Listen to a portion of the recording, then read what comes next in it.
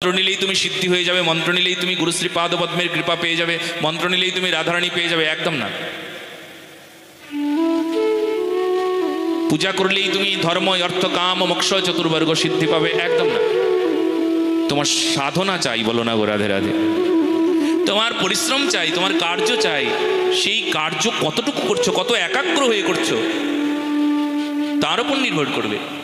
তবে সেই কার্যের ক্ষমতাকেই তৈরি করে দেন ভগবান, এটা হবে। তোমার একাগ্রতাকে বাড়িয়ে দেবেন ভগবান। তোমার মনকে এখানে বসতে কিছু বিশেষ ব্যবস্থা আছে, সেই ব্যবস্থাগুলো শুনতে শুনতে, গুরুশ্রী পাদপদ্মের কথা শুনতে শুনতে শুনতে শুনতে, কীর্তন শ্রবণ স্মরণ বন্দন অর্চন দাস সখ্য পদসেবা আত্মনিবেদন, কীর্তন করতে করতে করতে করতে তাকে ভালোবেসে ফেলা। এই যে হরি কথা শুনতে শুনতে শুনতে শুনতে ভগবানের কথা কানে যাবে, শুনতে শুনতে শুনতে শুনতে শুনতে এক সময় প্রেম হয়ে যাবে তার সঙ্গে।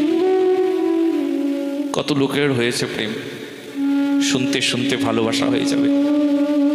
কি এমন কথা গো, শুনবার পর ভালোবাসা হয়ে যাবে। আহা, আজও হয়, বিশ্বাস করো, আজও ভালোবাসা হবে তোমার। কিন্তু তার জন্য চাই তোমার তো কিছু অ্যাক্টিভিটি থাকতে হবে। তোমার সক্রিয়তা না হলে চলবে না। তো তুমি কি করলে সেটাও তো দেখতে হবে। এই জন্য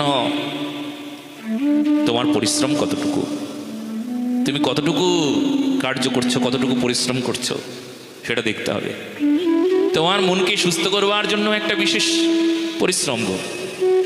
তোমার চরিত্রকে ঠিক করবার জন্য একটা পরিশ্রমের প্রয়োজন পড়ে। সবাই দেখো শরীরকে তাগড়া করবার জন্য ব্যায়াম করে, দেহটা সুন্দর হবে, সবাই তাকিয়ে থাকবে, বাহ কি সুন্দর দেখতে, দেখো হাতগুলো মোটা মোটা, বুকটা একদম চওড়া, মনে হচ্ছে 52 ইঞ্চি বডি, 60 হতে পারে। বাপরে হাতগুলো দেখো, উনি যখন চলে দেখো দেখো কি সুন্দর, দেখো দেখো দেখো দেখো, উনি বডি বিল্ডার, উনি পাওয়ার লিফটার। দেখো একটু ওনার চেহারার দিকে তাকিয়ে দেখো। পরিশ্রম করে চেহারা বানানো যায়, শোনো শোনো শোনো, পরিশ্রম করে চেহারা বানানো যায়,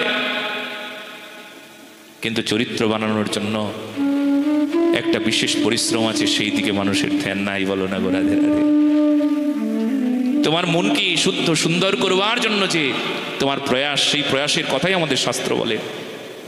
ওটা শোনো, প্রতিপালন করো, তুমিও সমাজের একজন শ্রেষ্ঠ সেবক হবে, চরিত্রবান হবে, আদর্শ হবে, মহান হবে, এটাই আমাদের উদ্দেশ্য।